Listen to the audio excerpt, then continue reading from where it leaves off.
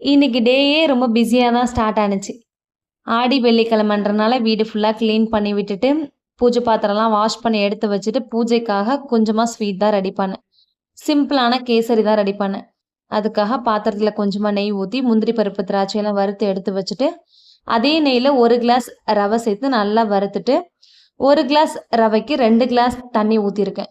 அத நல்லா மிக்ஸ் பண்ணி விட்டுட்டு, 1 கிளாஸ் சுகர் சேர்த்து அதையும் மிக்ஸ் பண்ணி விட்டுட்டேன்.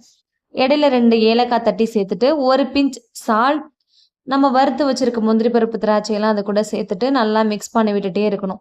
கெட்டியானதுக்கு அப்புறமா சர்வ் பண்ண வேண்டியதுதான். நான் ஃபுட் கலர்ஸ் எதுவுமே சேர்க்கல. குழந்தைங்களுக்கு குடுக்கறனால. ஃபுட் கலர் இல்லாம குடுக்கறது தான் குழந்தைங்களுக்கு ரொம்ப பெஸ்ட். அதனால ஃபுட் கலர் இல்லாம தான் ரெடி பண்ணேன். ஸ்வீட் செஞ்சதுக்கு அப்புறம் சாமிக்கு வச்சு பூஜை பண்ணிட்டு, தம்பிங்க தூங்கிட்டு இருந்தாங்க. அவங்களும் எழுந்ததுக்கு அப்புறமா ஸ்வீட் குடுத்தாச்சு. புடிச்சா லைக் பண்ணுங்க. மறக்காம நம்ம சேனல சப்ஸ்கிரைப் பண்ணுங்க.